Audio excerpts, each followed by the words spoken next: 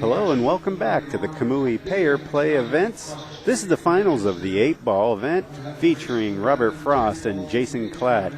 I'm J.R. Calvert with Inside Pool Magazine. My special guest tonight is Dan Cintron. Dan, welcome. Thank you for having me. Thank you. It's been great. We're holding these events, the Kamui Payer Plays, at the Southern Classic, being hosted by Viking Harrah's Casino in Tunica, Mississippi. And we have quite a few other sponsors there if you want to kind of give them an intro, and I'll get our scoreboard set up. Absolutely. We want to give a special thanks to Kamui Tips, Seabirds, Viking Cues, Diamond Billiard Products, and Simonis Cloth, along with the Ultimate Breakmaster. And we've had a great time these past 10 days. It's been an exciting time with all these top pros. We've seen Justin Hall win the One Pocket and Bank division. And I think because he won those two events, he's guaranteed master of the table, isn't he? He's not guaranteed, but the way it fell out is anybody that was close is out of the 9-ball event now, and he's pretty much locked it out now. Right, yeah. Okay. So later tonight, he's going to be getting a $25,000 check for the all-around title. Yeah, I was talking to him today, and he's happy about that, as you can imagine. I'm sure. Yeah, folks, this is the finals of the 8-ball. If you want to invite some friends, down in the lower right-hand corner of your Ustream player, we have a share button. It's linked into your Twitter and Facebook accounts, and those can, of course, with a few clicks of a button, they add all the links and everything else, and it doesn't even bother the player. It can get some of your friends over this way. But here comes Jason with the first break. He's going to make a ball. I see he's using the traditional head-on break there. Yeah. Head-on break. Did move the balls around pretty good, made a solid. I think he'll elect to shoot the solids if the 3 goes by that 10-ball down there. If it doesn't, then I think what we're going to see is him getting started with the 9-ball here. Everything is, that's a 12-ball down there. 10 balls down here at the bottom of your screen below the 11-ball. What do you see? You play a pretty good 8-ball, don't you? I did take down a few top names along the way. I only, I think, came in 16th in this event. Adam Smith did. Wait a minute, who beat me? Actually, it was Ike Reynolds. Ike Reynolds took me down in the 8-ball, and it's a definitely tough game. Let's see here. We've got the 9-12 up next.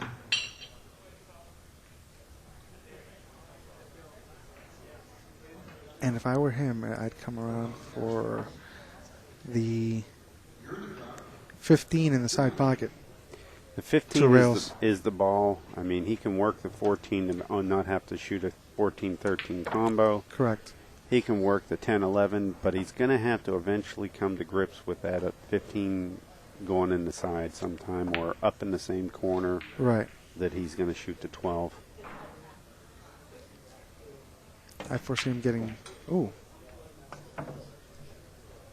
He's going to take care of that 15 right now. Right now. Get out of the way. Right now. Now, if he wants to come down and take care of this 10-11, 14 mess and use the 13 as a safe or a insurance shot, there's nothing wrong with that. Definitely not. If he wants to go to the other end like he's doing and take all of his work to one side of the table, nothing wrong with that. We hear some excitement over there by the Ikersats Arena.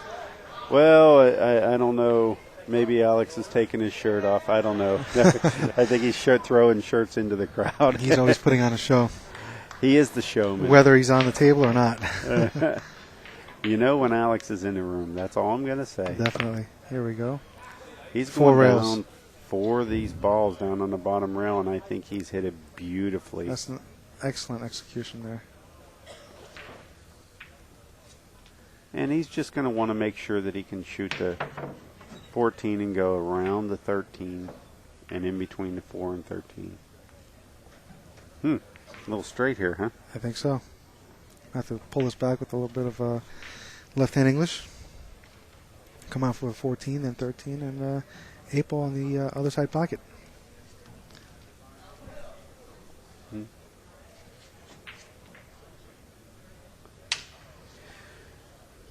Just before we get going here, we go live on the air.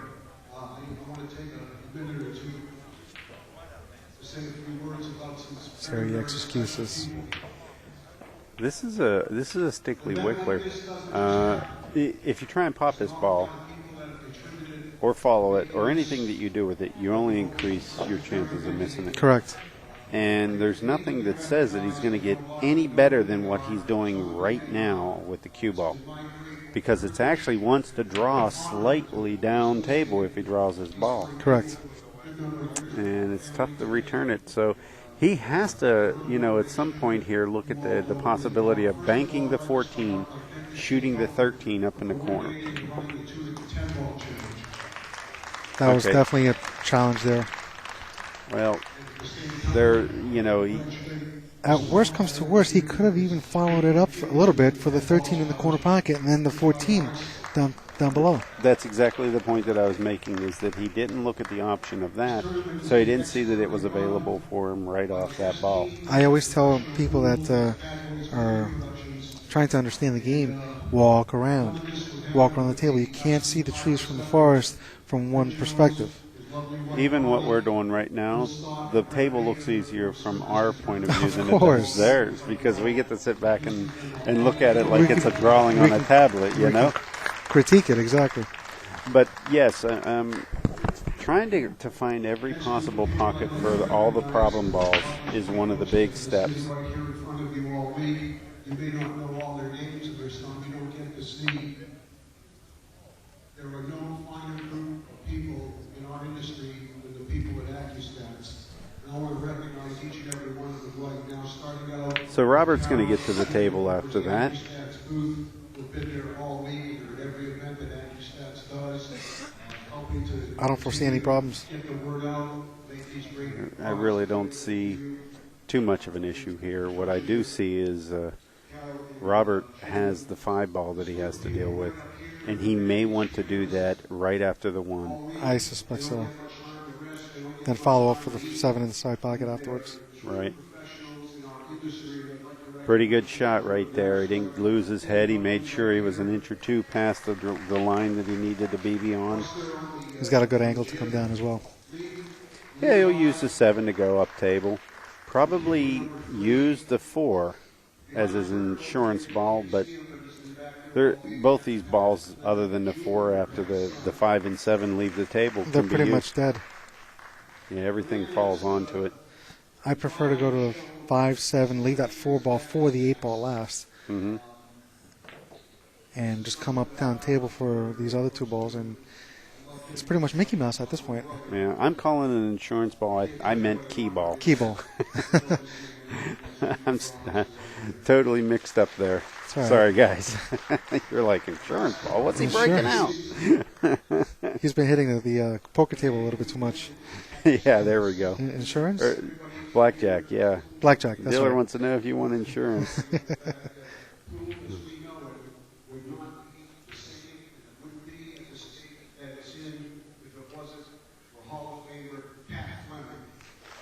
Yeah, I think it's just going to follow up.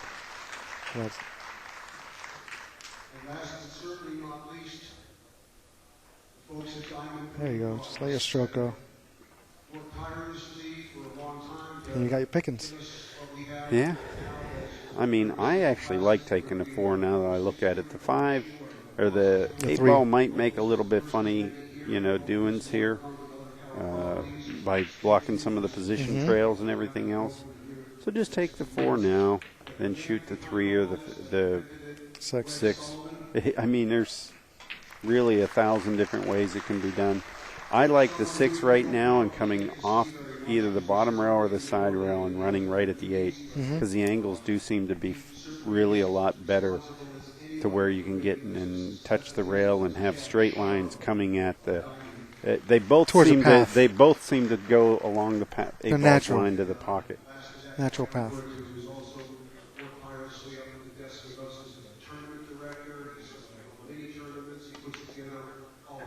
There you go, just like you said. Yep. Please show your appreciation to Paul Smith. So how's the Tri-State Tour treating you nowadays? Oh, well, I was, what was that?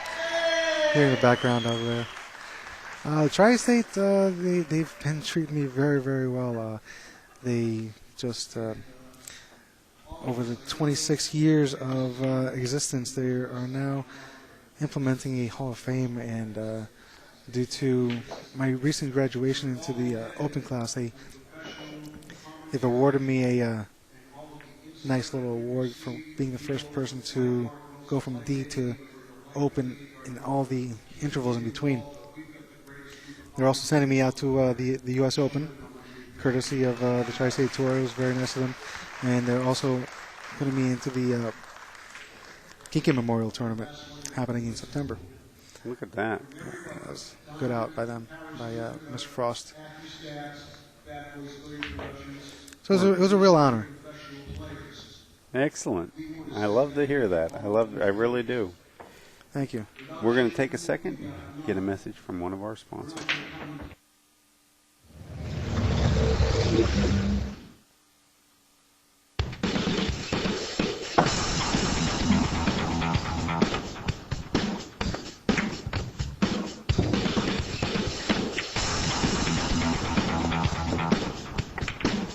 When we broke down a performance shaft to see how it works and how to make it better, you will ask yourself, how do we ever shoot without it?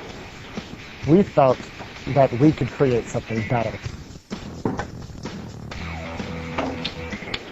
The Viking Exact Shot.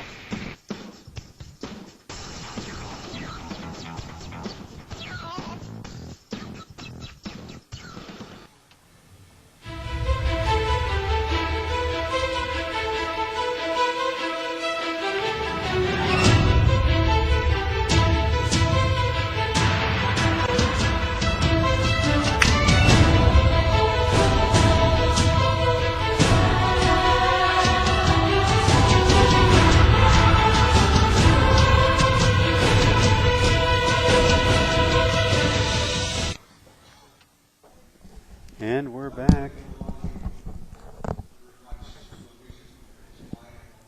Robert is setting these balls up.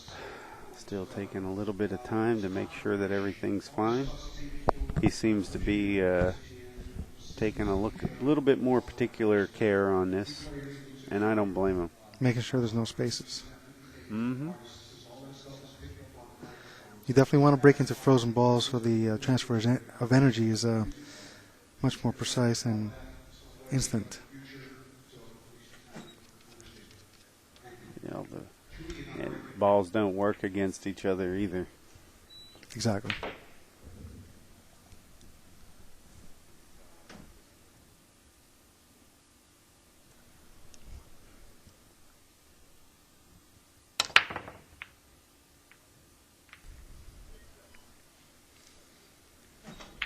Nice hit. That is a dry break, though. No reward for his efforts. And furthermore, both sets of balls have problems here. The 3-7 is tied up, and as long as that's tied up, then you still have, down on this end, the 10 ball being tied up. It can be banked in, of course, and it can be plucked in. There's an 11 ball to help get it out of there, but it's nothing that I'd say that it's a small problem. It's enough of a problem that you'd want to go look at the other balls, but both sets seem to have their deal breakers as far as an easy run. So Right. And here we sit. Jason may be trying to get that 10 ball out right now. If he goes 2 rails, he just barely has to miss the 1. Mm-hmm. And he did it. And it's a great shot. As long as he doesn't get tied on the 6 here, and it sure looks like he got away with it. He got a good roll on that. Well, he had made a good hit and didn't get a bad roll. I'll say that. How's that? That's fair to say.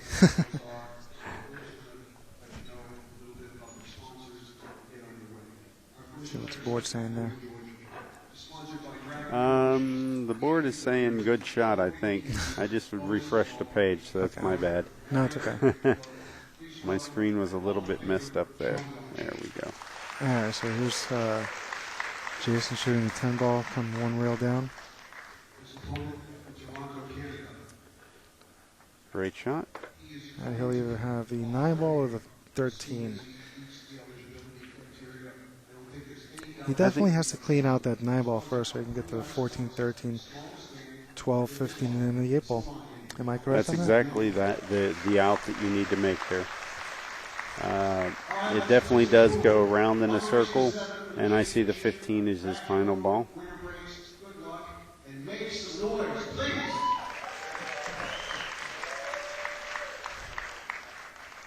Guess I do know a little bit about the game.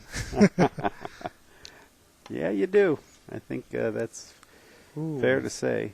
He got away with that one. He's all right. definitely did. Now, I don't mind getting above this 13. I don't have to get straight into where I can draw into the 12. You still have a lot of real estate to use at bottom rail. Mm-hmm. If he just puts the cue in the same position and doesn't go much higher than what he's at right now, he should be perfect to get onto that 15. He can just roll forward and keep an angle. Absolutely. And he's looking to make sure that, well, you know, I don't want to have to draw back and cut the 8 in. I want to slide over and shoot the 8 into the hole. Absolutely. So he's got his extension and an extension behind the back. Something you don't see on a 9-footer, folks. And you can see he kept that line real nice. He didn't get crazy here.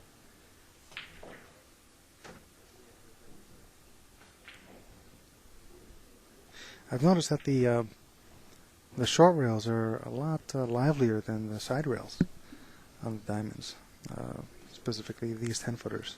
Mm-hmm. I didn't notice that.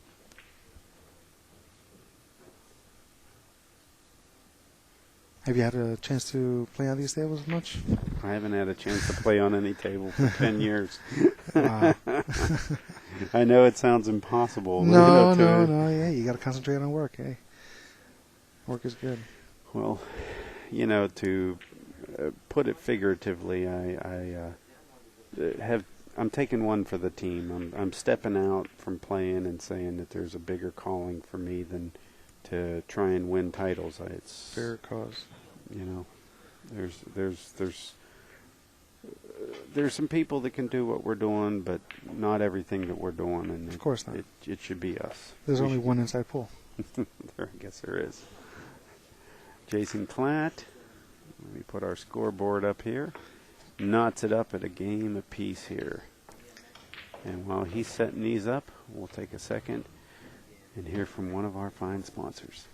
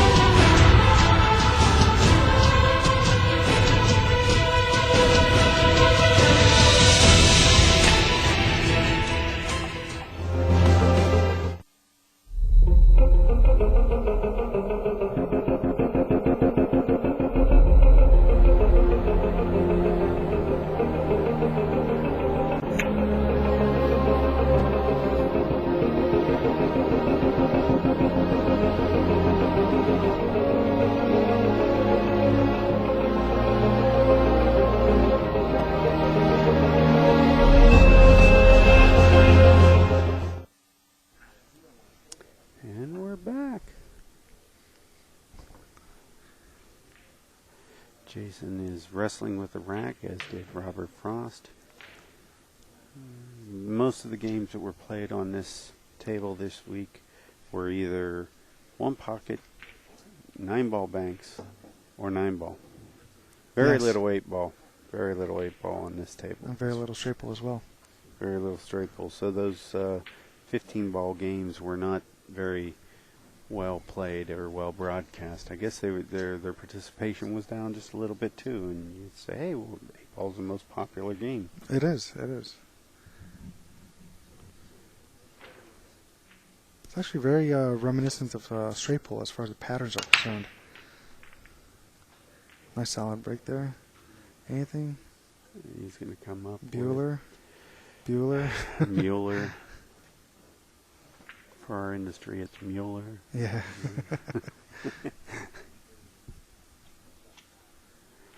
Well, They both look good. There's really nothing tied up.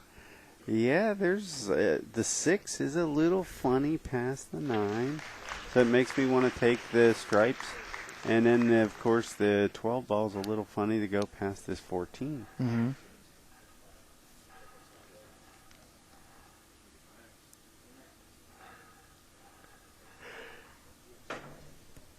Robert's looking at this now. Just looking at that 6. I don't like the 6. I as a matter of fact, I really think that the 6 is a funny ball. Mm. I mean, it looks like it goes here all day long. If it did, Robert would be shooting right at it right now already. So there's a little bit of the pocket. Hesitation. Well, some of the pocket's gone, and in my opinion, a 4 1/4 inch pocket, you start taking pieces of it away. Mm-hmm. It would make me look twice too, you know. And especially with the pressure, given that these are 10-foot tables and the position in the tournament. I mean, this is the finals. So those pockets do get smaller. Yeah. They get smaller as the night goes on.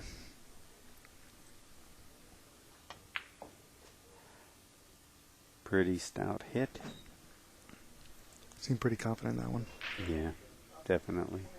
Now, being that the 9 ball's here, I have to get the 2 before the last ball. In other words, it's not going to be my key ball.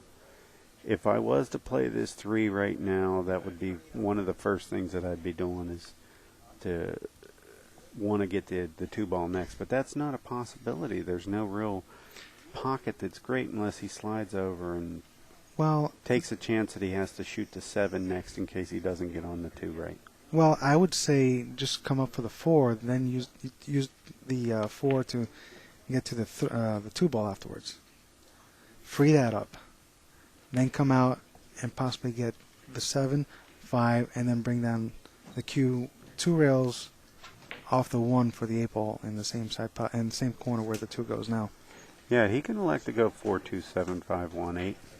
That's probably the natural progression here during this out now. You really don't want to move the cue ball too much. Stop, stop, stop. He'll just have to float this up just a little bit. Well, I definitely see the 1 as his final ball.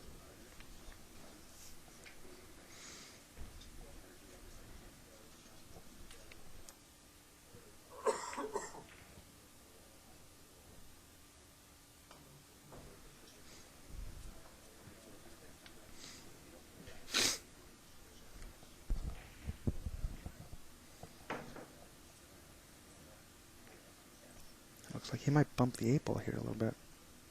Yeah, that's what I'm a little worried about. Not too much. He got away with it. Mm-hmm.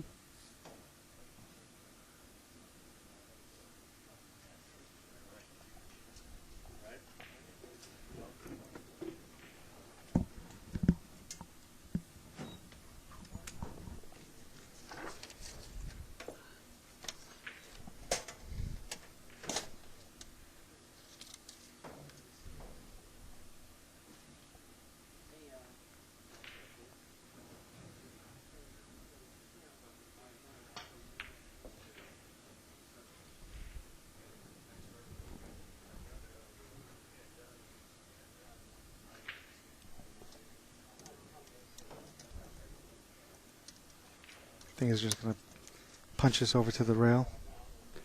I think he's going to come up halfway between the 5 and the 13 ball here. Or the 10 and the 13, whichever you want to use as a reference point. I might have had a little bit more angle to this shot. Right. The problem with this is now it wants to naturally, if he was to follow this with English, is to go just a hair above the side pocket. at that point, he might want to force following at 2 rails to get that third rail for that 8-ball on the left side pocket at this point. This is where it can happen. Is it can 50-yard line. It can take off on you. Yeah, he's okay. That's why you run it instead of popping it up there. But let's see what he comes up with. I think he's going to be able to make this. I think he's okay at this point.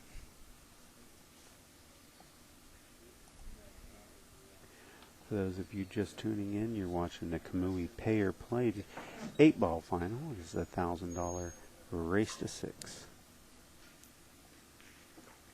Robert Frost is shooting the 8-ball for victory 2, if he makes it.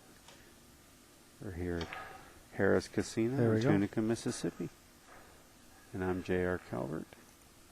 Joining me in the booth is Dan Cintron. And we got a 2-1 ball game. Tell you one thing, it's great being here.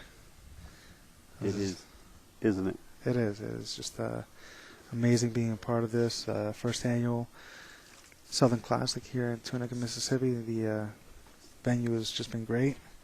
Staff has been awesome. And one second, guys.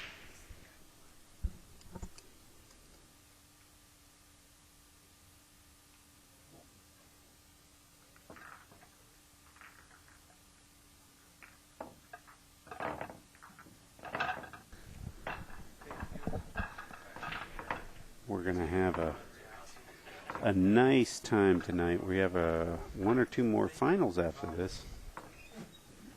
And the 1 or 2 more finals that tend to come our way later in the evening, I'm pretty sure we're going to have the 1 pocket finals. Now that has Cliff Joyner waiting in the wings. Yes. He's already guaranteed a spot.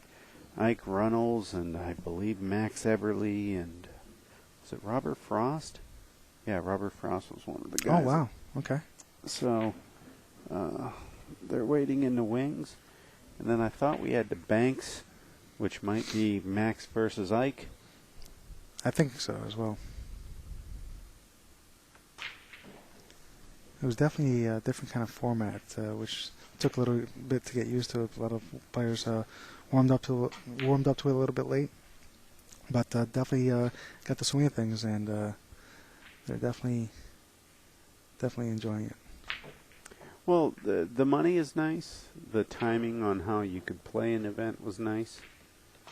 So, I mean, not a lot of players found out about it right on site. They had to be approached. But, yeah, we did what we could. Just a little note that Robert is using one of the Ultimate Rack Breakmasters that was donated to us.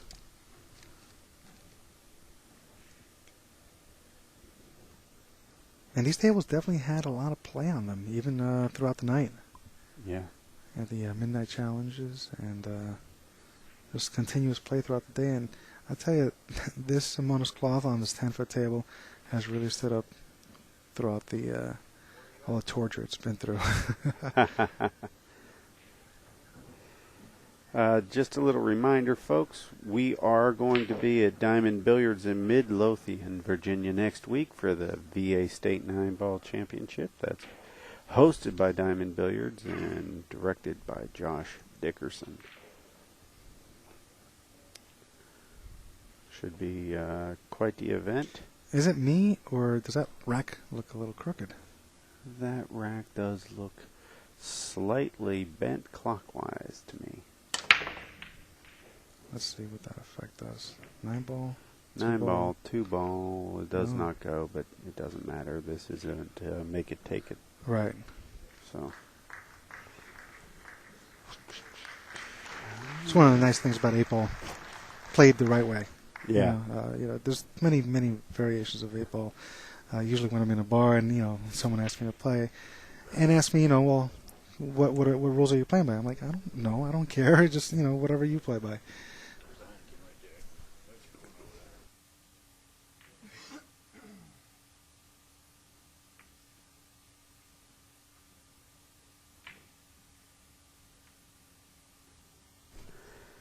had Tom Kinzel stop by. He's I believe, chairman of the board for the Artistic Association. Oh, I thought he was the waiter. They wear the vest and everything. Hey, waiter, come here. Nah, he's a great guy. Great guy. He's a great guy. I've known him for darn near 30 years.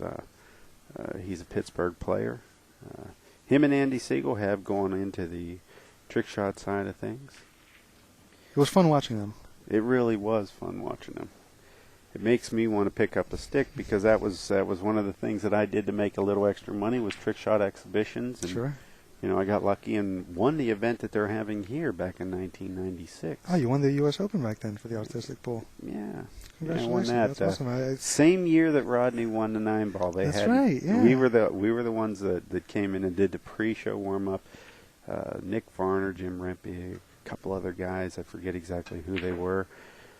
We had a shot to get all week into the finals, and the finals we came out there, and we, you know, in those days you got one shot. You either got a score or you didn't. So it was tough. It was tough. That's real cool. That's real good. That was the second year that Efren was in the finals, correct? For the U.S. Open? I think it was the first year. First year, that's right. He finally won the third year in a row, which is impressive. I mean, what a massive field he actually had to go through. And, you know, yes, Mika, you know, won back-to-back ones, and so did Darren. But 3 years in a row in the finals, that's just impressive all around, even though he just only won one. No discredit at all whatsoever. No discredit. And Jason's saying, how did I just miss that tree ball? I think he was actually planning on it, but you can't tell. The 3-ball has a half a pocket for the bank because of the 4-ball. The 6 and 8 are messed up, and he has to probably start thinking, do I want to clean this mess up on the bottom rail or make the 8-ball even tougher? So he has 15 different things that are going on in this world, and it looks to me like he's going to say, he might want to take care of his 3-ball next. Yeah, I don't want to let my guy shoot it all. I'd be shooting the 1, I'm sorry. I'd be going right at the 1 next. The 3-ball can be banked or cut. And he's set up for it, so maybe he is going to shoot it next. Yeah, I'd come over for the 4 at this point.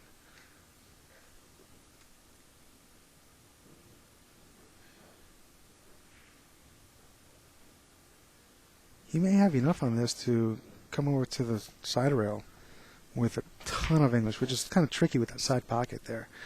And no, he's heading for the 4. He's got the 1 now. Right.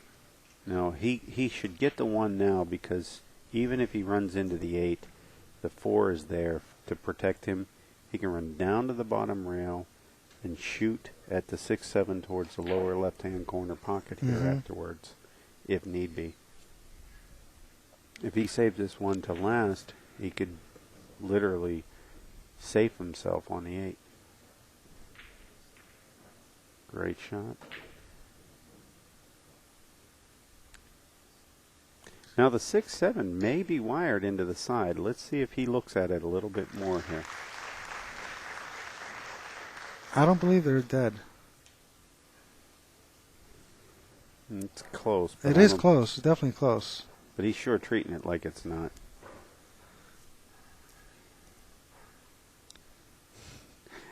It looks real close, but I don't think it is. I'm looking to make the 6 at this point. Drift a little forward for that 7 in the side pocket. See what he does. After the 4. I'll break it up. No. That's dangerous, awfully dangerous.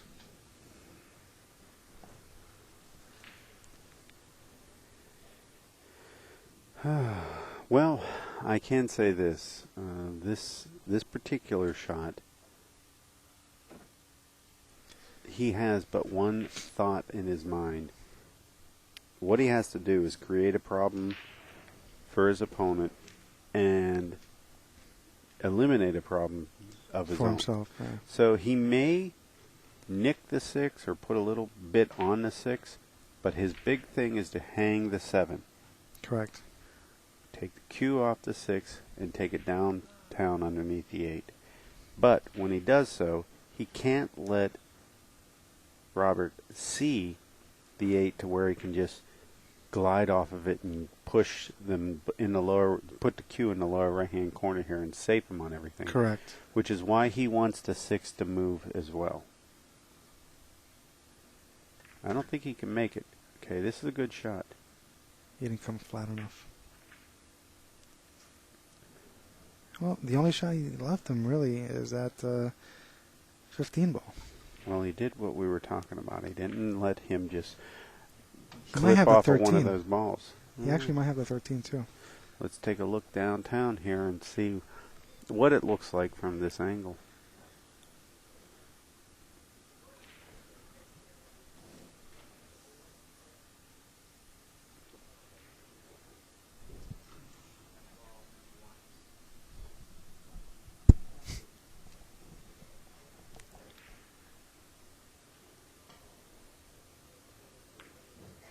Good shot. Rail first.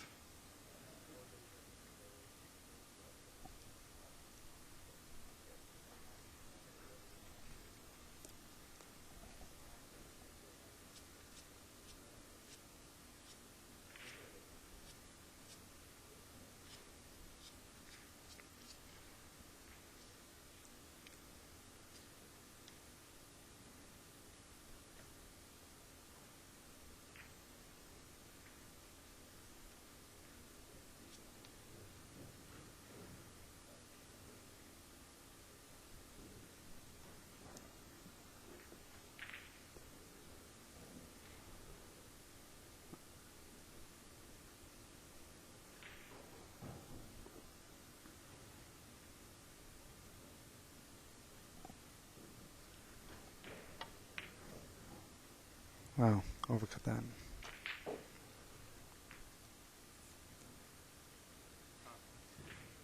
Well, Jason seems to be left with the 7 in the corner pocket. Pop out to the side rail for that 6 on the side.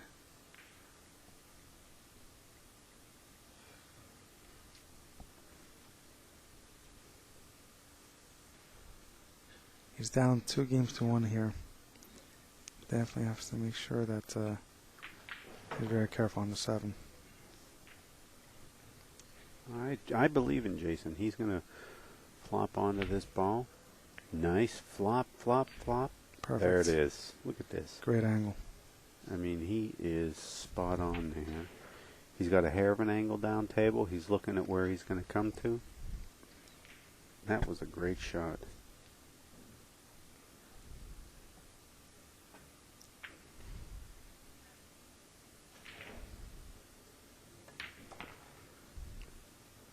He just punched it down. It should be okay.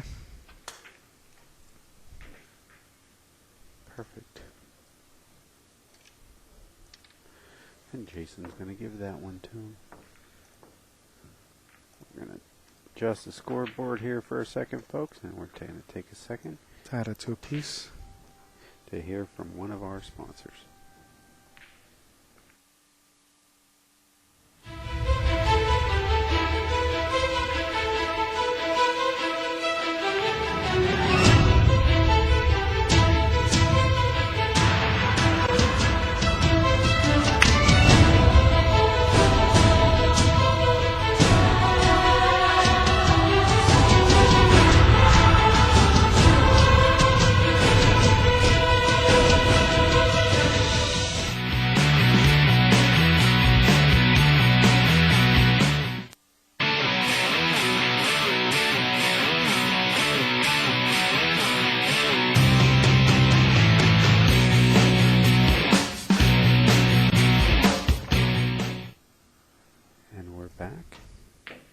Scores tied at 2 apiece.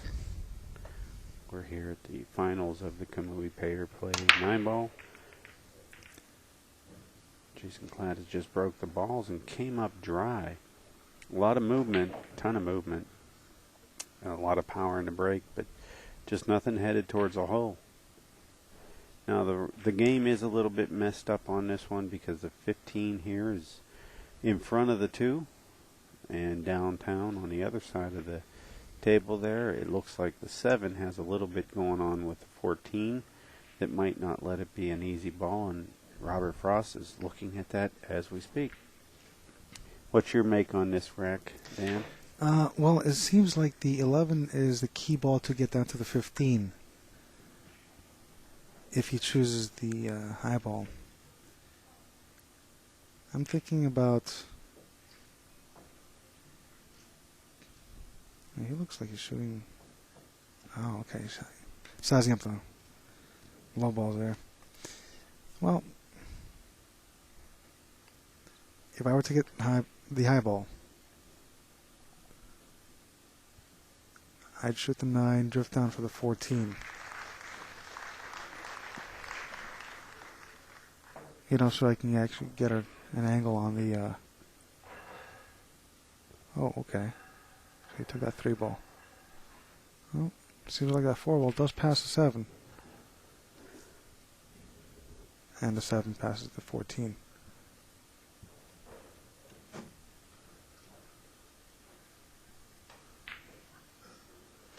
Once he's done that, that 1 ball can go in either pocket, and then he's got the 6 and 5 in respective pockets and 2 ball left side.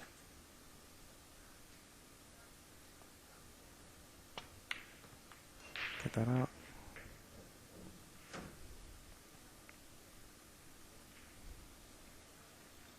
He looks rather straight on this ball. Hmm. Oh, he has a little bit of an angle.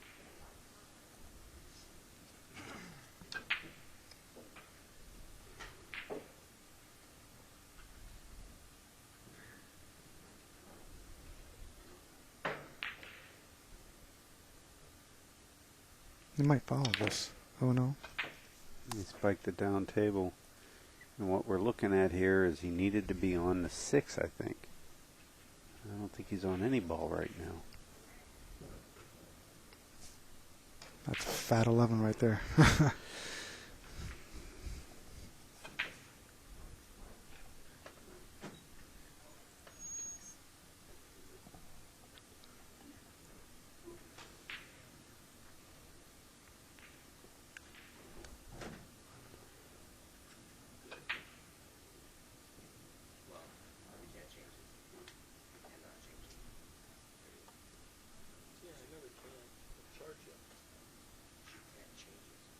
Oof.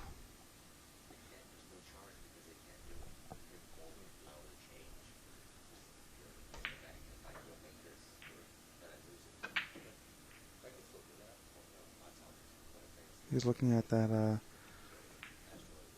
11 ball. That 12's a safe bet, actually, if he goes for that 12 ball right now. So he can get play position for the 14, and if he misses, he's got a wall of balls there. Protect him.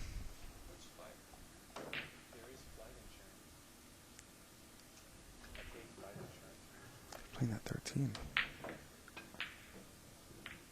Play safe.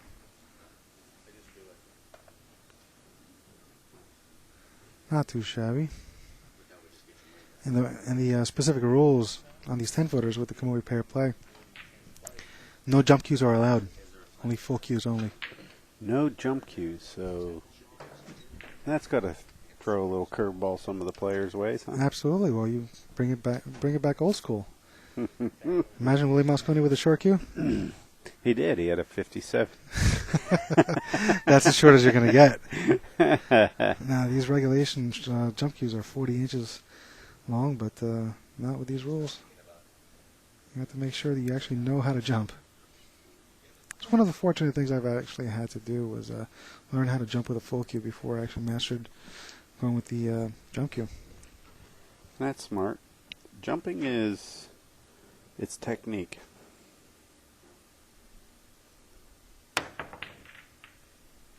Well, he didn't call the 5. Mm-hmm. That is one rule about these rules that I like, is that you do have to call a ball in pocket.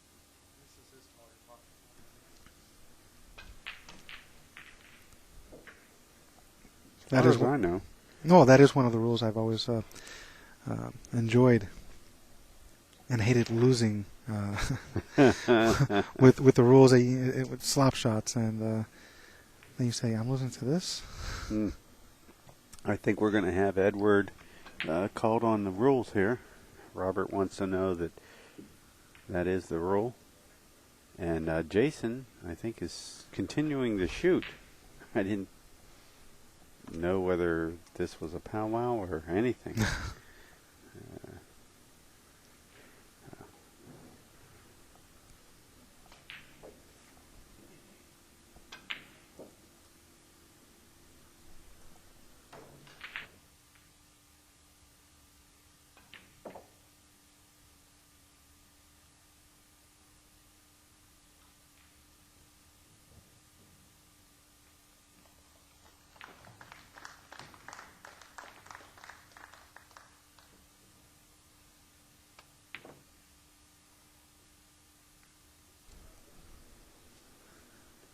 Jason is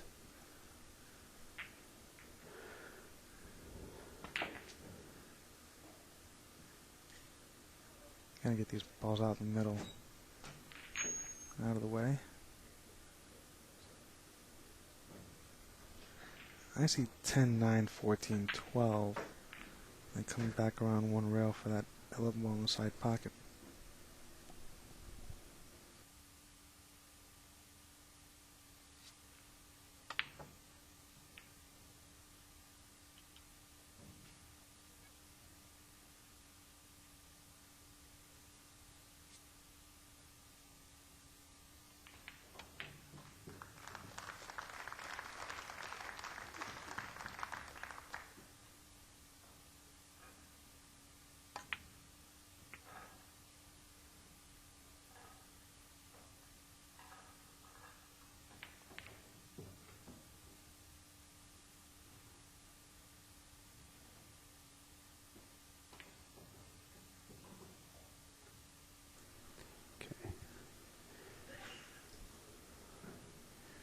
Jason is definitely on the good side of things here as far as being at the table.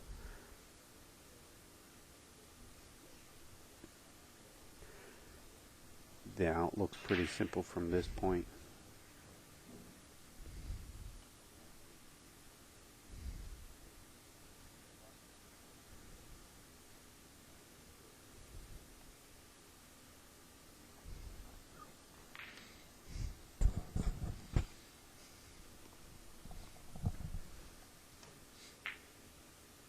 Jason seems to be no stranger to the bridge.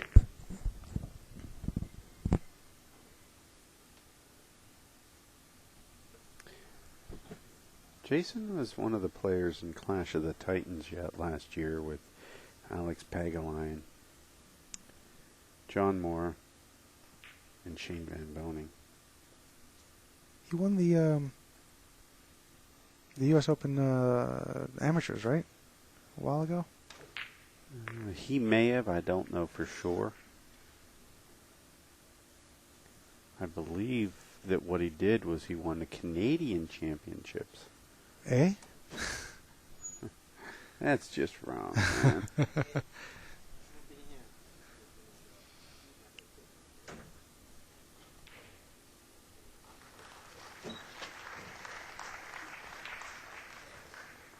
He's got a good angle to float up for the 8 ball in the left corner pocket. Mm-hmm.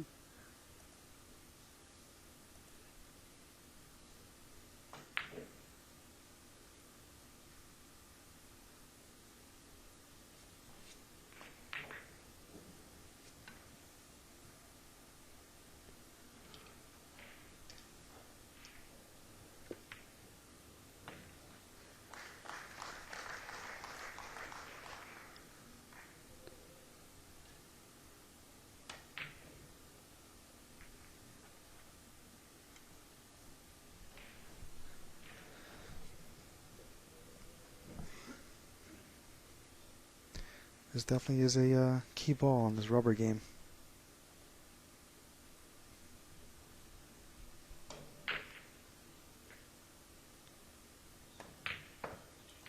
Fire in the hole.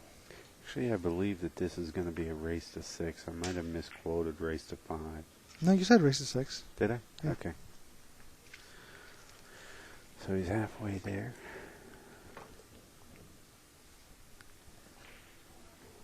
Is he living on a prayer? That's just wrong.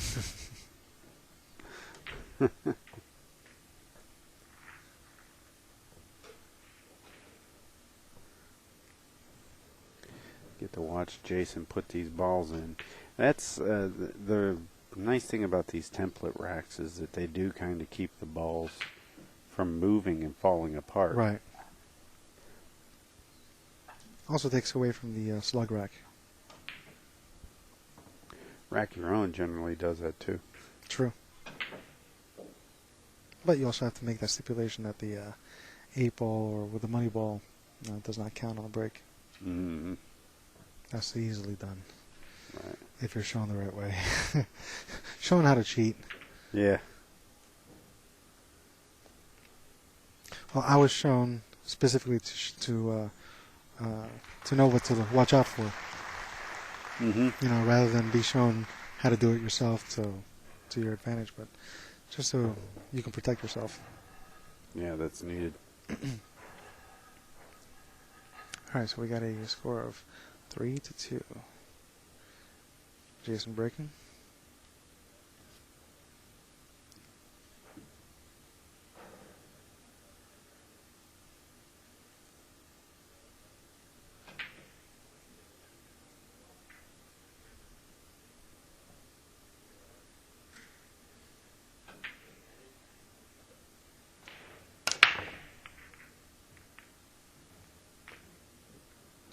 Nothing heading towards a hole.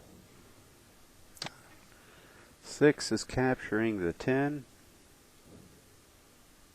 And everything else is playable. I think Robert wants to remove this. Sure, why not? It's not that bad of a deal.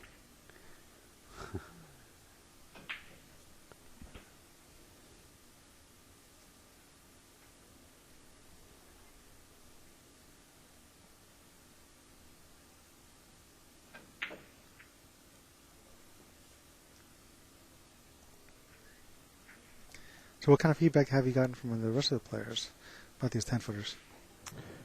Everybody loves these 10-footers. Everybody knows that this is the way to go in the future. They need to make that delineation between a pro and a super pro. Right. And on down the line, there's even a difference between a pro and a very good amateur or a super amateur, if you want Right. to get into that. This seems to be drawing and making that line a little bit more clear. So Absolutely. I can see Diamond making 50 of these in the future, and some going out the pool rooms for pros to practice on, and other That would be a one- great thing. Oh, wouldn't it? Also, I could see it being something where. Let's see what he's doing here. I thought that's what he had called was the Wow. cross side.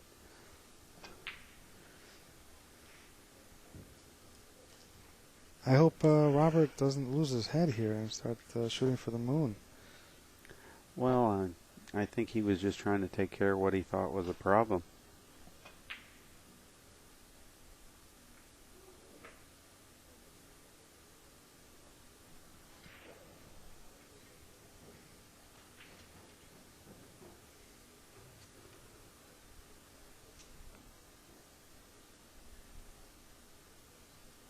Yeah, as you said before, it definitely will separate the good from the great. Sure will.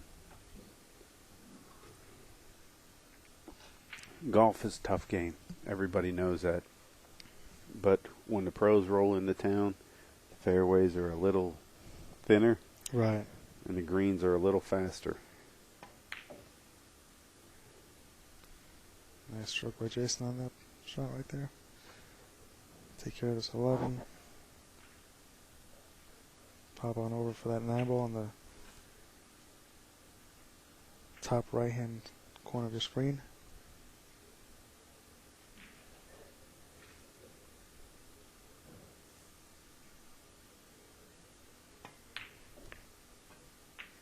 Nice shot. Very nice. Good angle.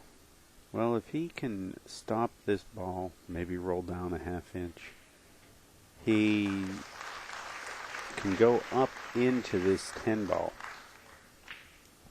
And he's got that 14 for insurance. Right. And actually what he wants to do is hit the 6 ball. Mm-hmm.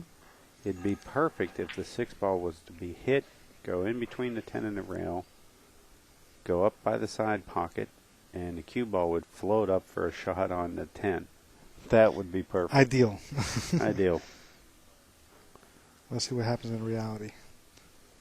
And reality can be totally different, of course.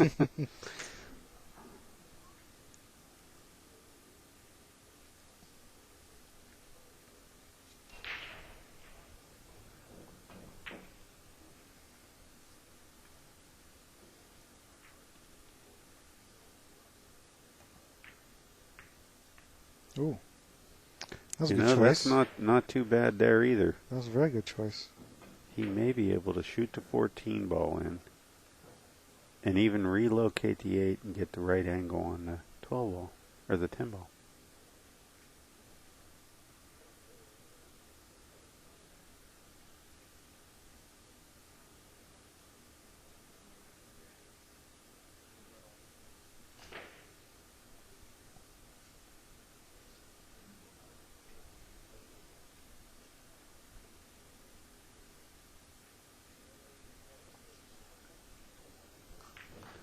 That's it. Miss it too. Nice. Very nice. Very nice. Just stop, and done. I foresee a 4-2 lead here for Mr. Klatt. Always appreciate the risk taking that you make during the commentating stage here, Dan. I always try to go out on a limb. All right, 4-2. Take a second and show you guys something that we're doing next week, Virginia State.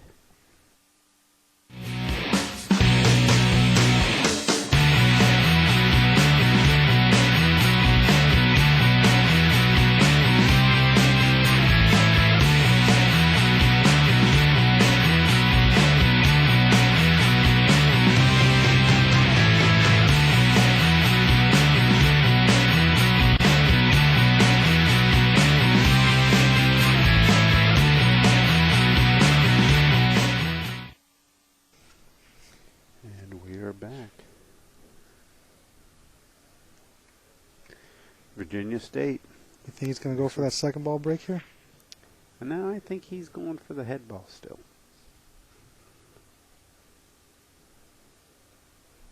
Yeah, I think so as well. See the way he's aiming it. Yeah.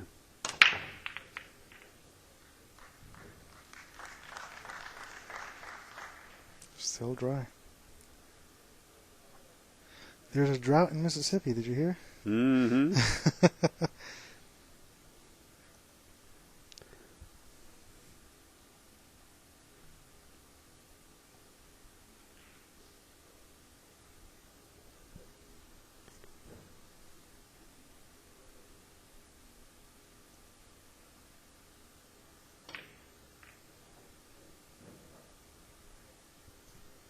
Robert has elected to shoot the stripes here for us.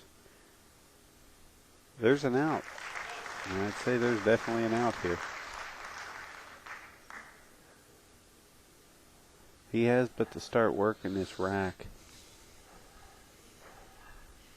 And I don't think it's just a matter of making the balls.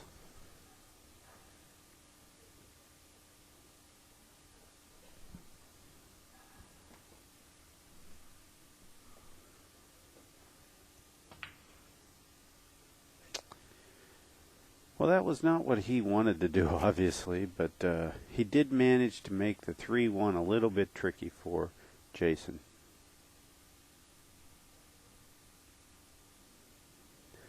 Meanwhile, the 6-4-11 down table is a little bit funky too. That can be dealt with. It's not perfect, but you usually like to go down to make the 4, go down to the bottom rail and come up between the 6-11.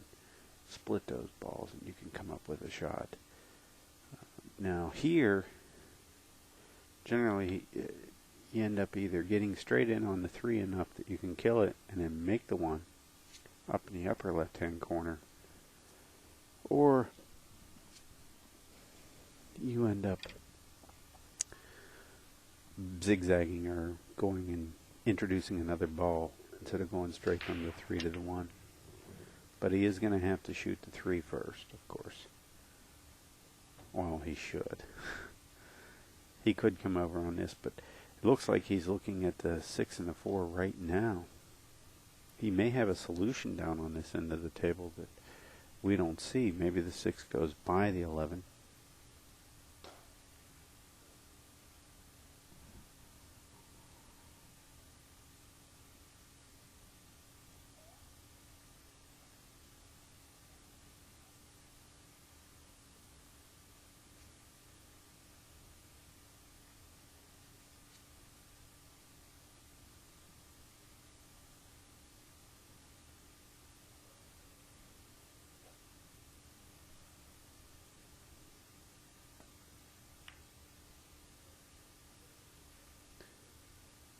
Obviously more room than what we thought we had.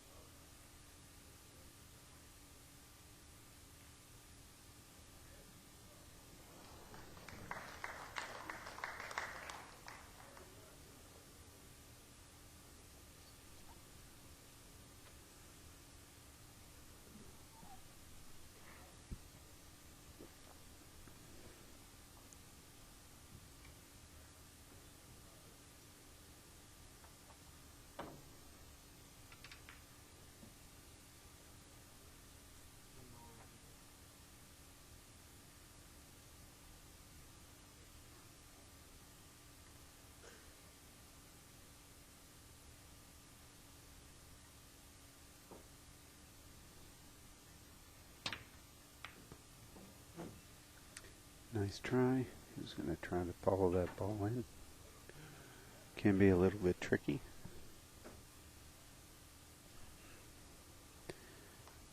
For those of you just tuning in, you're watching the finals of the 8-ball Kamui Pay or Play event. $1,000 first place tournament here at Harrah's Casino in Tunica, Mississippi. This is being held in conjunction with the Southern Classic. I'm J.R. Calvert. My special guest is Dan Cintron on this particular broadcast. Jason is ahead 4-2 and now has his first problem ball out of the 2 off the table. So I think we're going to see him probably at some point take this 3 as soon as he can, because now the 1 doesn't get to get shot up in the upper left-hand corner because of the 10 ball.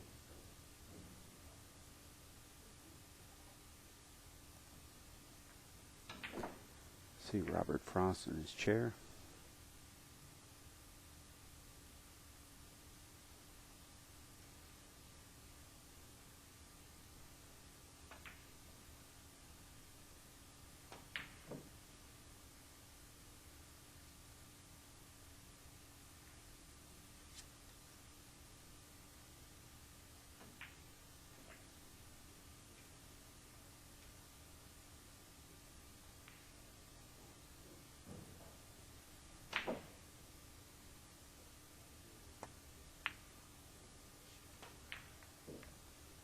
Uncharacteristic unforced error.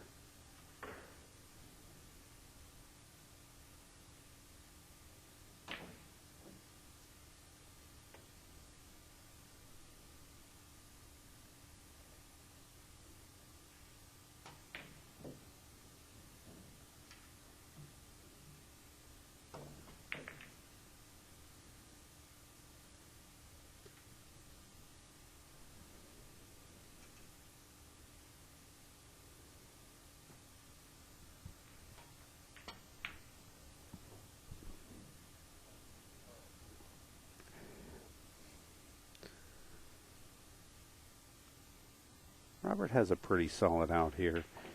He just needs to transition from the 14 up to the 12.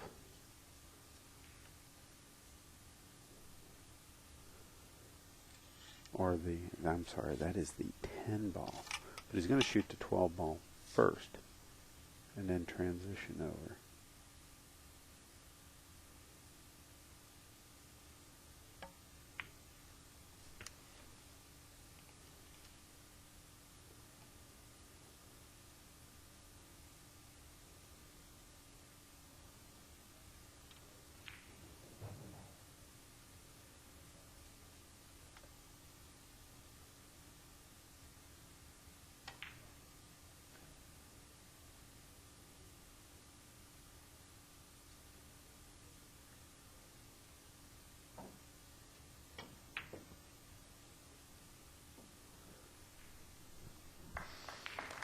Running a simple pattern here. It's nice when the patterns are simple. You can settle in. Just start knocking them down.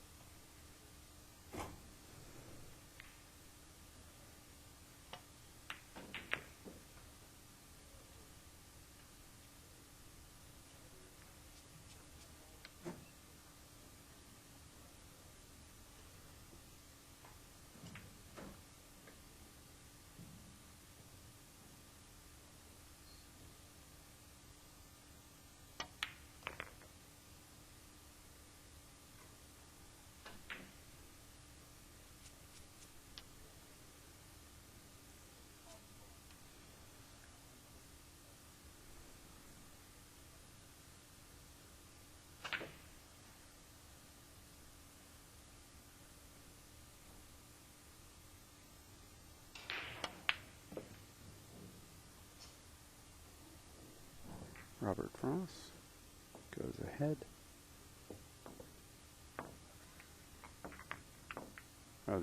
Pulls within a game. 4-3.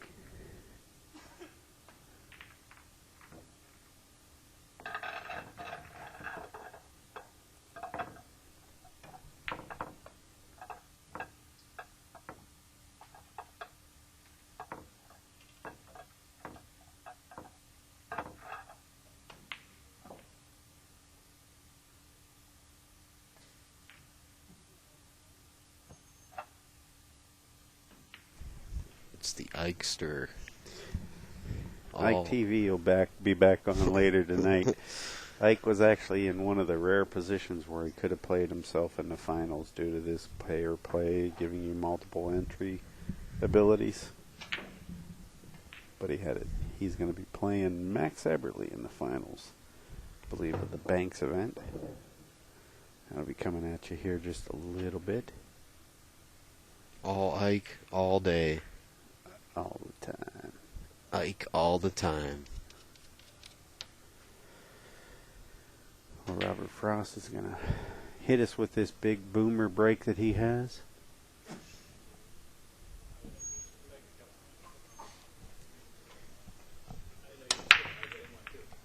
Hey, nice. Look at this. Almost.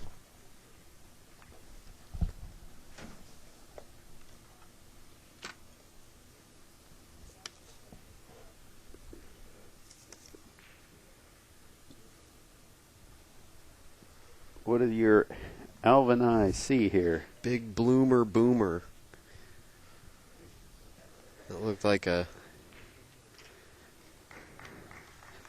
Man, that was just like an explosion of blue. Well, there was a lot of traffic and some balls squirted in. And He just needs to make a couple adjustments. And I think he can get it to a tie game here. well, I'm suddenly liking low balls because of the 3 ball and the fact that the 5-2 has everything messed up. Now he can come into the 5-2, use the 3 as an insurance shot, and kind of make sure that he gets something going on here where he can break him up and get different. Okay, that's fine.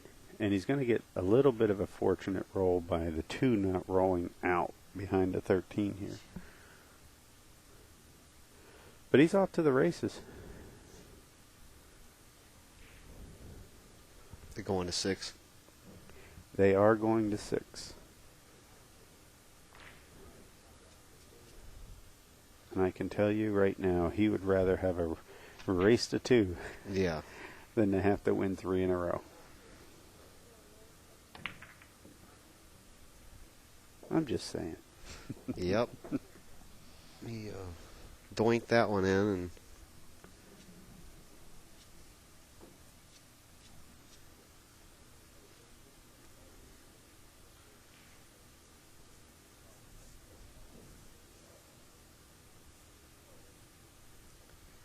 Now, Robert is a very methodical player. What I like about his game is that as he thinks this through, he doesn't go crazy and knock himself out of stroke.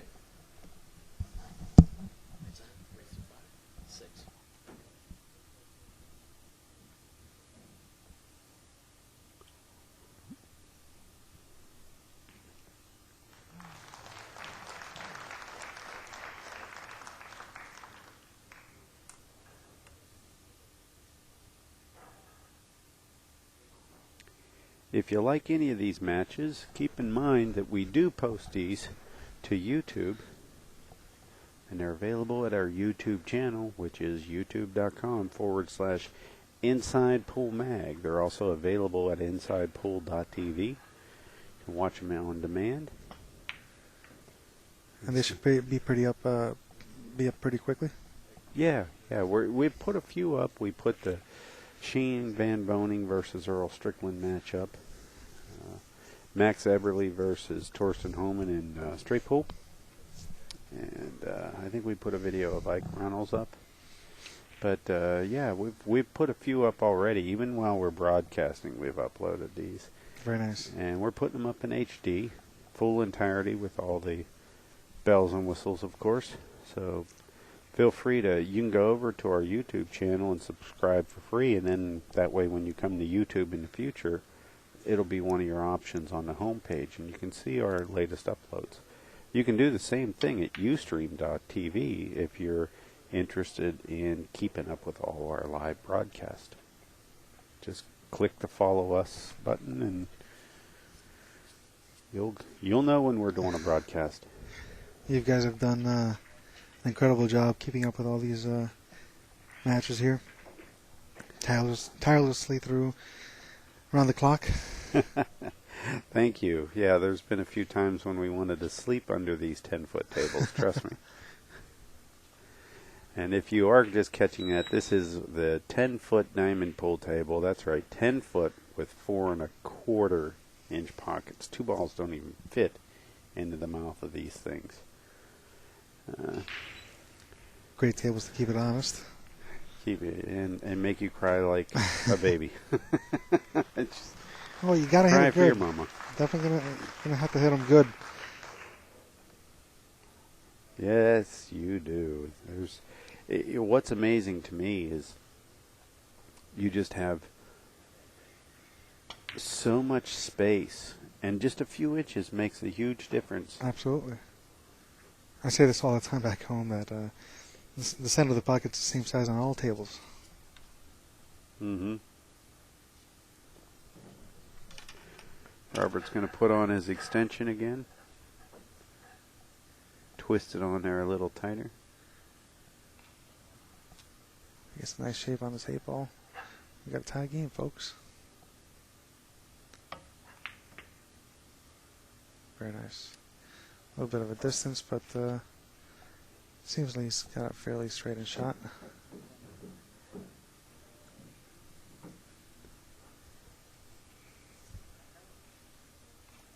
This is easily a 8 to 9 foot shot here. Easily.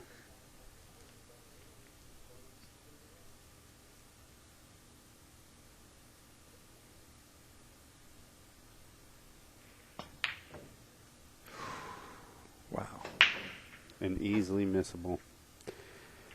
I didn't want to jinx him, but that's not a gimme. He wanted to be a foot closer, maybe. He was kind of stretched at the beginning, so it was pretty difficult. Yeah.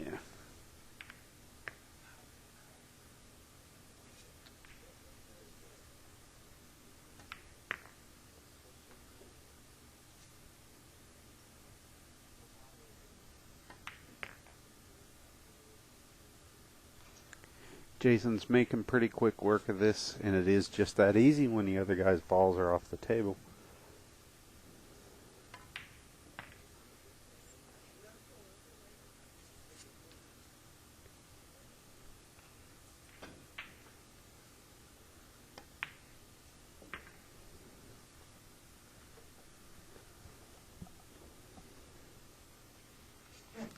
Punch over the side rail. Bottom rail, I should say. Right. Coming to the center of the table, back.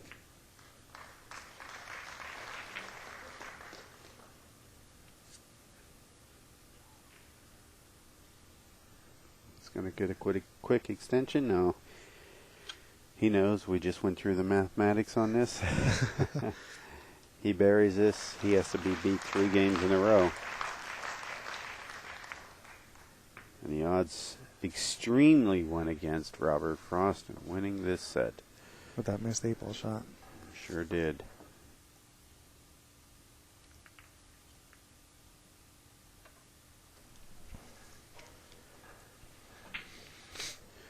One more time, folks, we're going to thank one of our sponsors.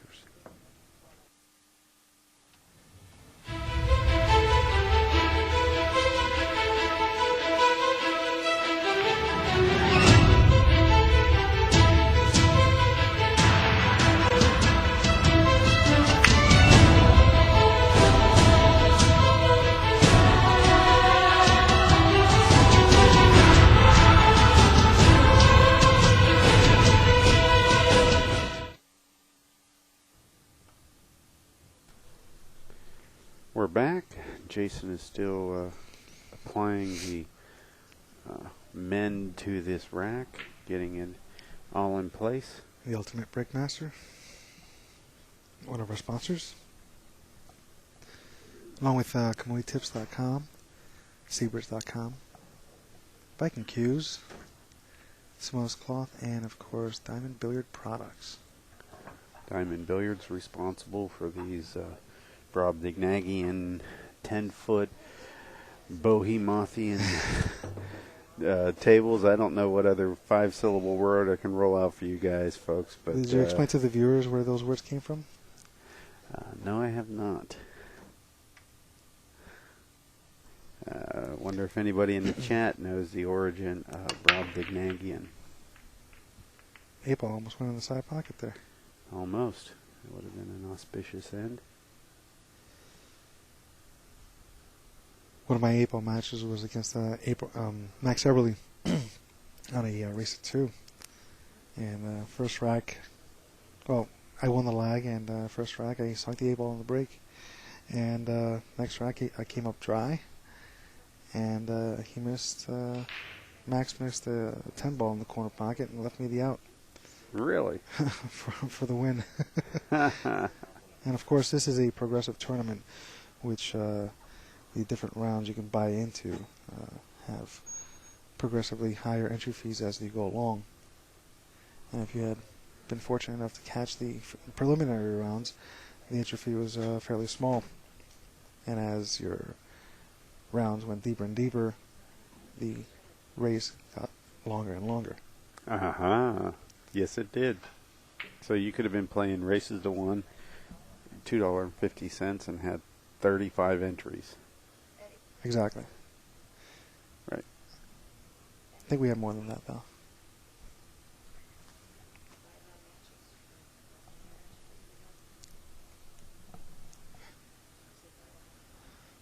Does anybody in the chat know about Brobdingnagian?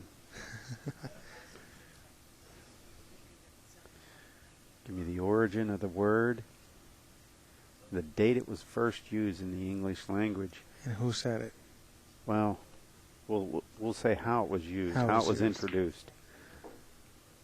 Kamui tips or inside pool. We might just sponsor you by giving you a voucher for our Kamui tip if you can give us the right answer to those 3 questions.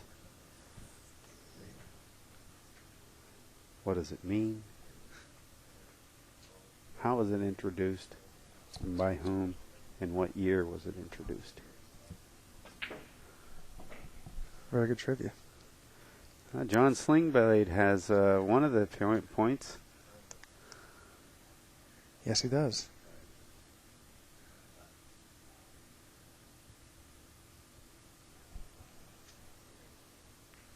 Jason seems to have put himself in a little bit of a quandary here. That 7 does not pass that 6. Is he looking at that combination? It's pretty gutsy if he does. Really gutsy. I'm not quite sure what he's trying here. Not sure what else he has. Unless he shoots that 3 ball, which he has, which he's looking at right now.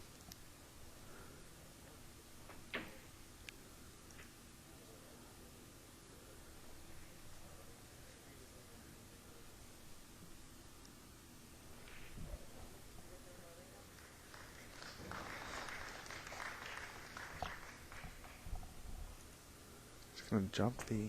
Oh, no, he's not. Nice. Tie up that 12 ball. Putting it in the lock. He's got enough of a cushion to play such a defensive shot rather than just go all out. He's up 5-3 on a race to 6 in the finals of the Kamui Pay or Play 8-ball tournament here at the Southern Classic in Tunica, Mississippi at the Harrah.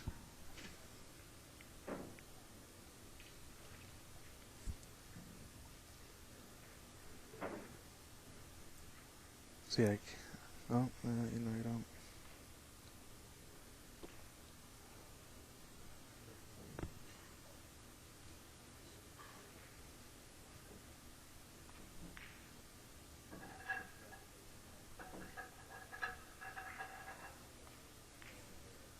What's he doing here?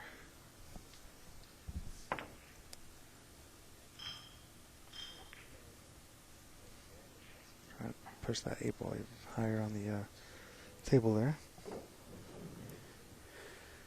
Give some distance.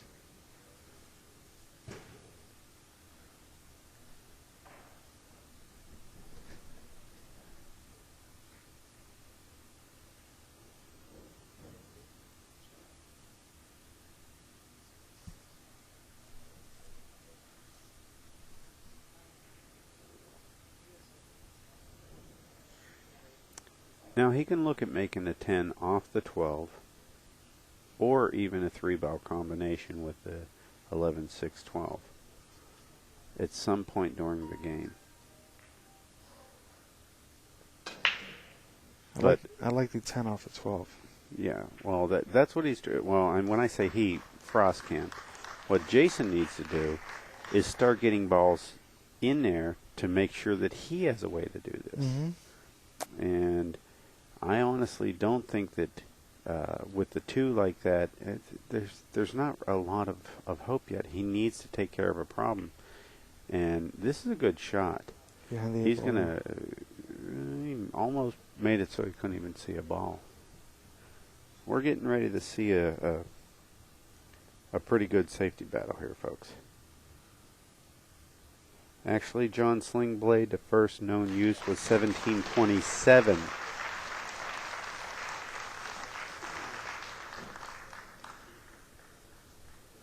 Do you know who the author? I'll give you 1728, but it's 1727.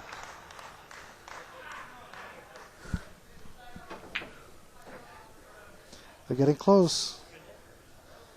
They're getting warmer. Jonathan Swift. Good job, John Slingblade. But guess what? You're a moderator, and you're not eligible for... Wow. Oh, man, I didn't do that. Yes, you did. No, we're going to send you a Kamui tip voucher. Very nice. Oh. Give it to Dan, right? Just what Dan needs. I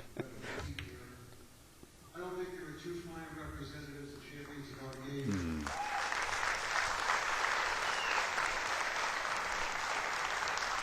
And good luck to both players. And keep in mind, we're going to have the finals of the one pocket coming at you later. Like I said, Cliff Joyner's waiting in the finals, awaiting his opponent in the finals. I believe it's going to be the winner of Ike and Max, and they're matched up right now. If I was to go to camera 3, you would see them in the background. Ike in the green shirt, Max in the black.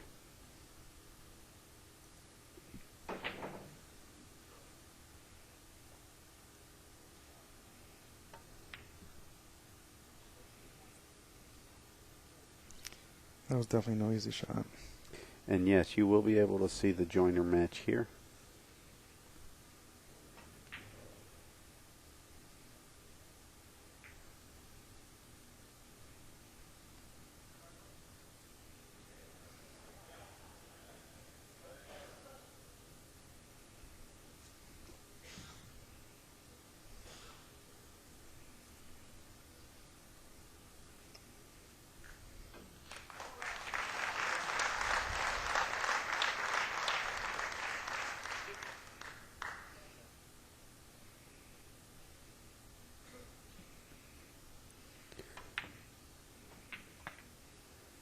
Nice shot.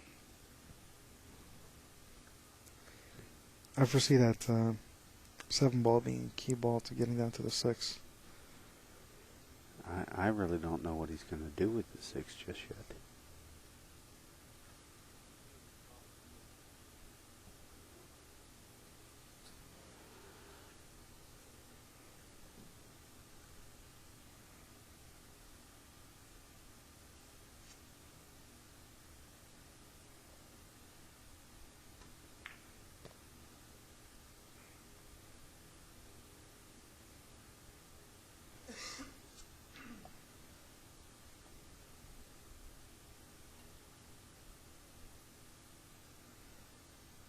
He might come out and bump the 2 ball out.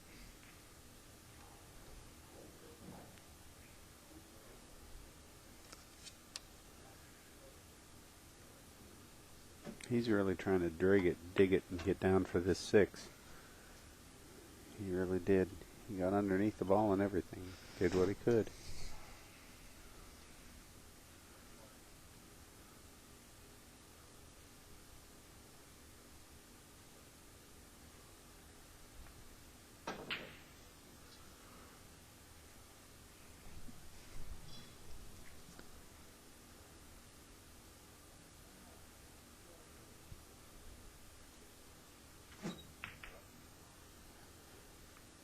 Really wanted to make that ball.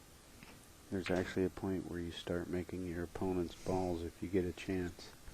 And this is one of the places. Now the 10 looks like it could be dead, but I can guarantee you that if he shoots into that 6 with any, like the 11 ball there, that 12 is going to go off one way or another. It's going to go in that pocket.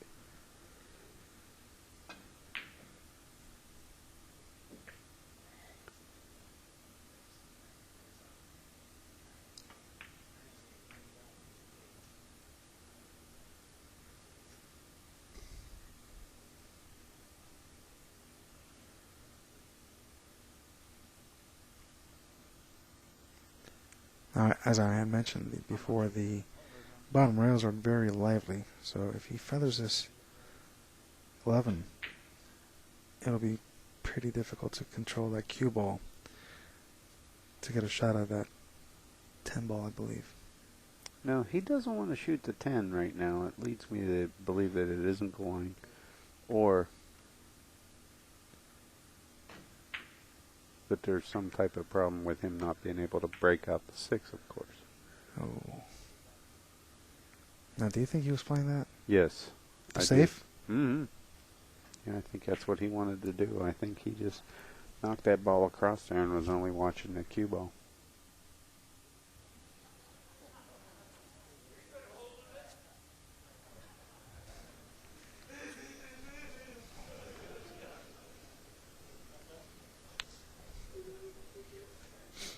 We hear Alex crying in the background. Just playing. Angel chasing after him. Like we said, folks, there's always a show with their Alex.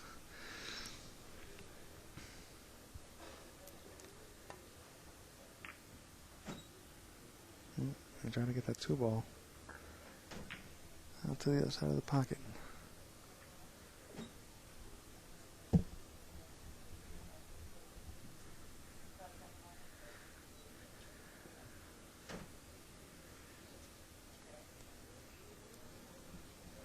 We're going to see that cue ball drift below the 8-ball. A little too hard there. Yeah. Hard to judge the speed on these tables because it's just so much bigger than the 9-footers. So much more real estate to work with. So it's kind of hard to judge the accuracy of the speed, especially with these lively rails.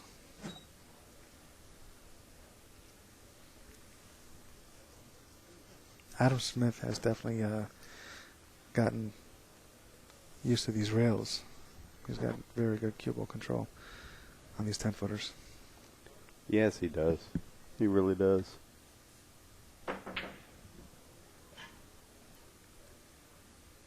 He really didn't want to make that shot.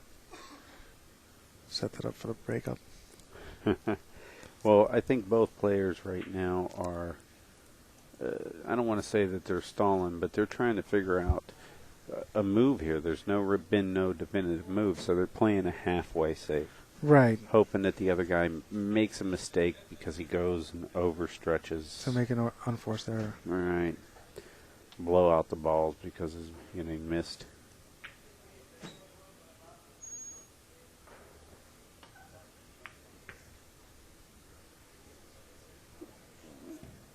And he just gave his opponent ball in hand. Which isn't exactly the worst thing in the world. Being that the 2 and 6 are tied up. You know, he's going to make this, but the cue ball, 2-ball is going to go off the rail in the 6 and can be heading back up towards the cue. Push it back out. All right. Yeah, it's going to be a little tricky. But it's like I said, at some point here you start making your opponent's balls and forcing him to hit the balls that you want him to hit. And if you get into that mode, you can lock a guy up and force him to do what you want to do. Definitely a manipulation move. Look at the pocket. I don't know whether I agree with this either. I'm just saying this is the shot. He just has to be careful. He's going to hit it harder than what he wants to hit, and it's going to come. It's got to hit the 6 coming off the rail, carry him off the 6, make sure the 6 doesn't hit the 12, and a cue or the 2 doesn't come up and hit the cue again. I don't believe that the 2 will hit the 6. I think there's a lot of distance between the 6 and the 12. Yeah, that's what I'm saying, is it's not exactly the best. Right.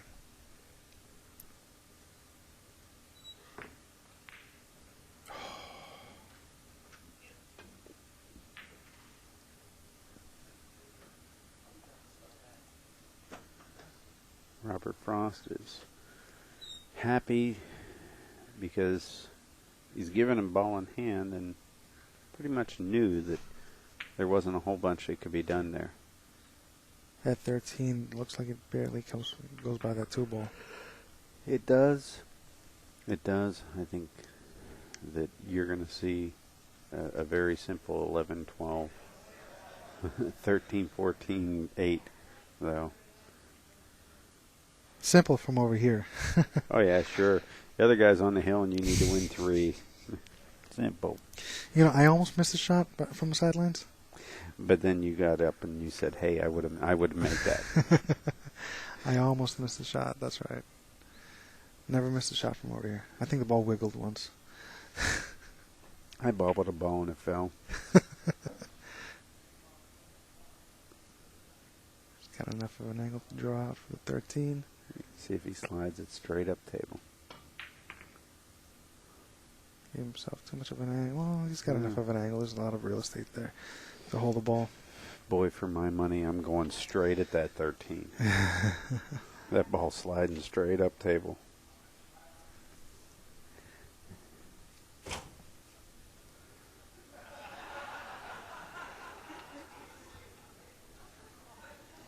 Seems like there's a comedy show going on over there. I wonder if Alex is involved.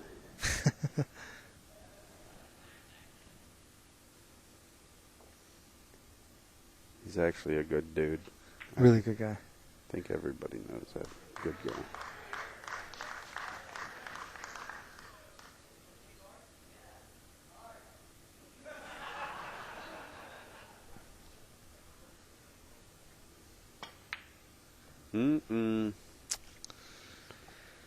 Wow. And he has left Jason somewhere where Jason can pretty much really torture him now.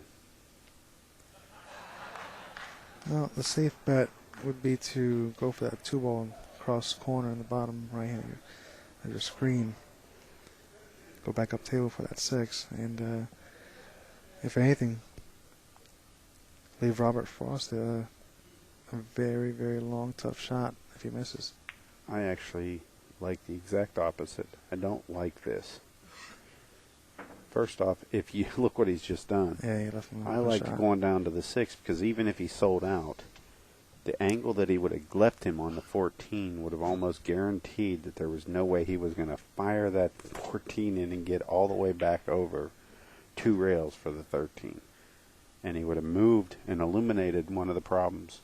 Problem is the 6 is on the bottom rail, and it made it easy for him to get played safe on. True. Bumping it out a little bit would have been nice. I have to hit this hard. He hit that good. He hit it actually a lot better than what I thought he was going to hit it. I thought he was going to go back onto the other side of the side pocket. He's going to be left with a lot of angle on this one if he doesn't opt to go up and down the table. Yeah. But he's got way too shallow of an angle to do so. Well, this is no easy out. No, definitely not. Especially when shooting off a rail like that. Your opponent's on the hill. Doesn't exactly give you goosebumps. He slow rolled it in. He left He's got himself a better. shot. He left himself better than what I thought he was going to leave himself.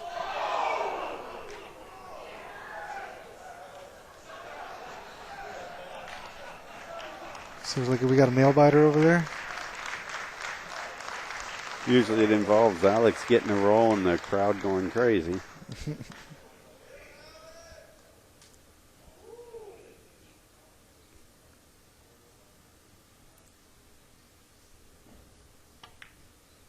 He's got it.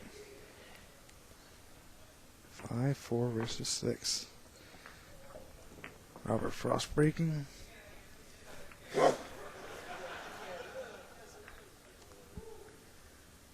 And Mr. Klatt on the hill.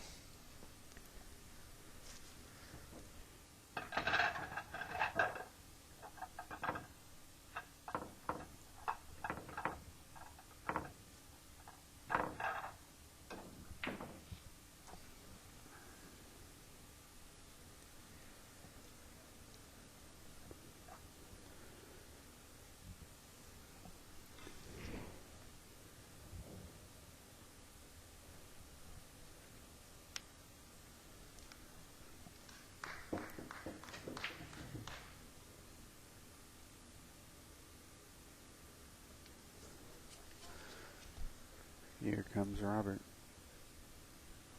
He's pulled within 1. He really wants to make this hill.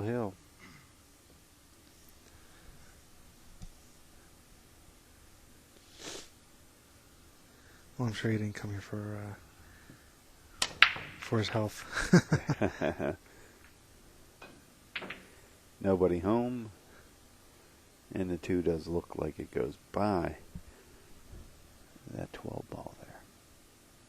Sure does.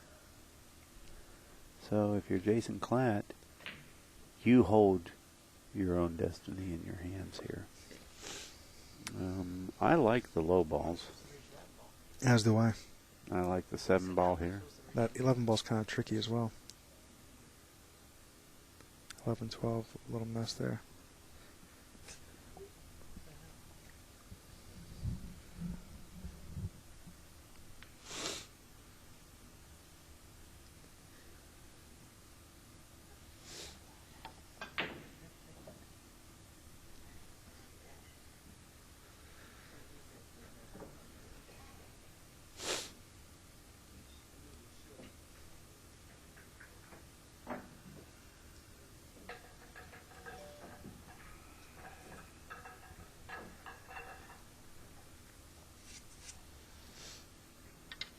When I played 8-ball, I felt that I identified the problems. And the first thing I did was try to get to those problems as quickly as possible. And look at this. That's the key. Well, I don't know what he's almost forced to shoot the 1 ball now. He's hating this. And that 1 was the key to get to the 2. He can still get to the 2 by using that 4 ball. Yeah, look at Robert. He's saying, please let me to the table. Please, please, please. So here comes the 1 ball. I believe he'll come up at the 1. Or at the 2. He came up, but he's getting a 4 next. I thought he would give an option to do the 4 or the 2. He might be shooting the 6 ball here. Jason's such a good player.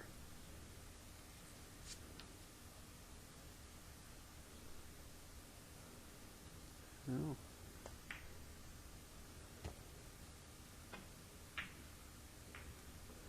Keep in mind later tonight, folks, the 1 pocket finals, and I believe the Banks finals.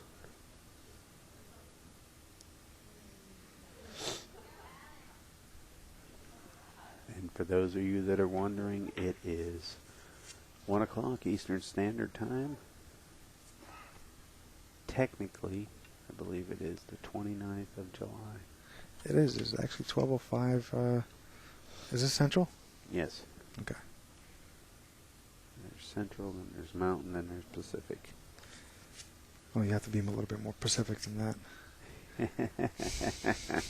But that's right, folks. He's been here all week. Yes, I have. Try the veal and remember to tip your servers. Got that little nudge. Is it enough for that 2 ball? It may have enough. I don't know whether he can see that. It looks a little bit close to me. Unless he's playing the carom. I don't think so. I don't think so. Hey now. It definitely is there. It's just he needs to play that now. That Yeah, 2 ball. he could play that 2 ball now. He needs to play that now. Come back over for the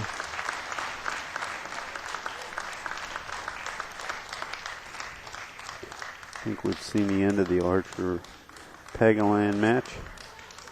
I think Alex won. I think Alex has won. That'll be the second event he wins. Stick around, everybody. We about 5 minutes or so. I think we'll have some award presentations out here. No. Wow. Now, I did the one thing is he blocked the pocket. Did another thing is he might have made it darn near impossible. I can't tell whether... Yeah, I guess he's got Robert the 15. He's got that 15. And that 11 does go.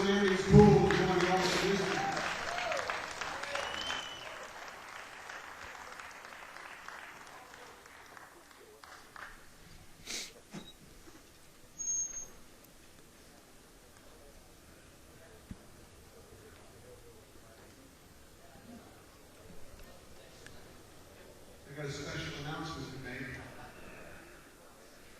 Hot off the press, this information has just come to us.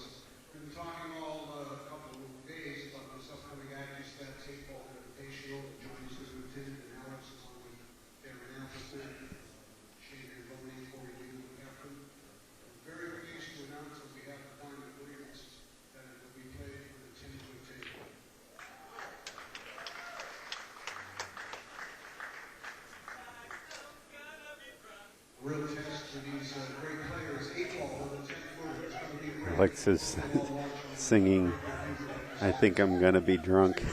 I think it was to Hard Day's Night. I love it.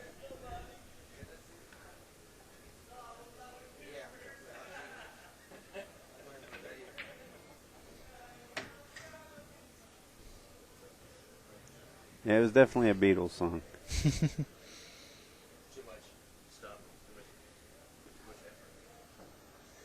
Ticket to Ride, that's the song that the tune that he was doing it to.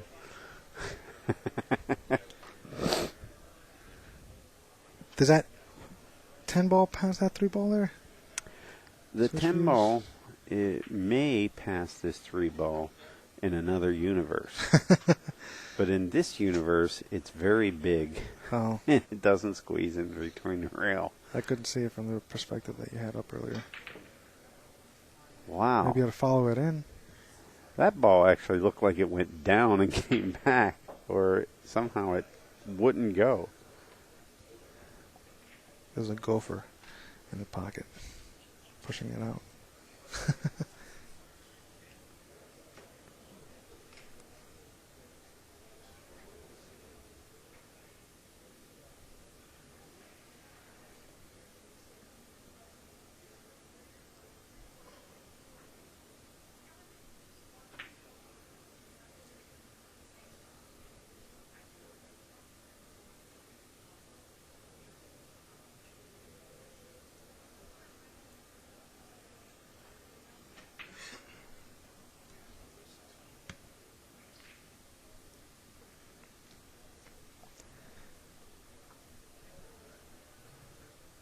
So, JR, did you catch that announcement over there? The active stats will be on a 10-footer. It's going to be exciting. Hope it's there to stay, because that's where I actually shoot. I don't think that's going to be the case. Oh, I'll enjoy it for a couple days there. Never know. Never know. You never know. Definitely not. I foresee him, Jason, making this 2 coming up off the rail and into the 13 for a nice top shot or draw back on the 5 for the 8. I actually don't know whether he's going to shoot. I thought he was going to have to shoot the 5 first.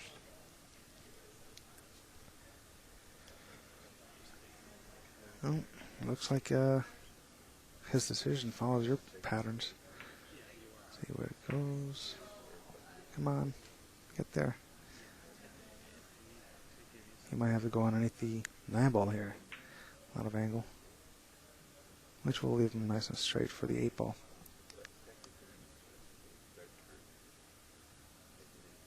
Yep. He may want to punch it out. Out in the middle of the table there. Semi-middle, I should say. Such a big table. There we go.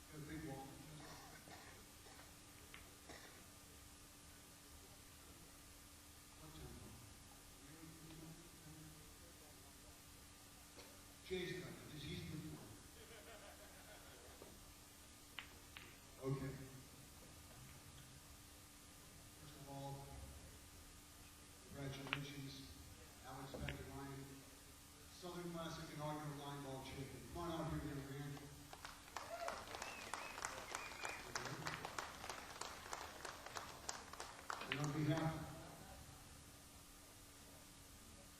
We'll go over there then. So,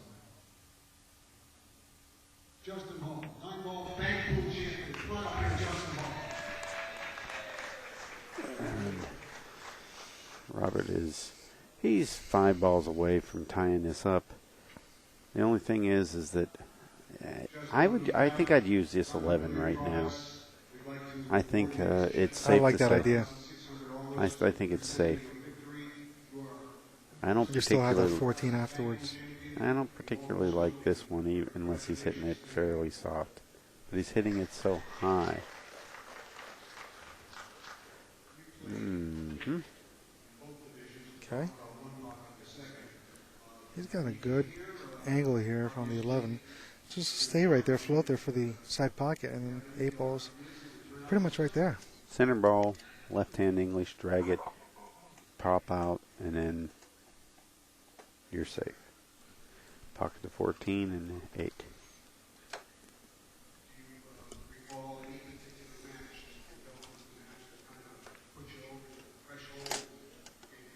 Just let your stroke loose, go up and down the table to the center of the table, preferably. Yeah, I think at this point here, he's actually following down to the first diamond here. Yeah, he's going straight through to the first diamond with his English, so I'd hit it with a little bit of high right. Spin it out of that corner, the upper right-hand corner. 2 rails.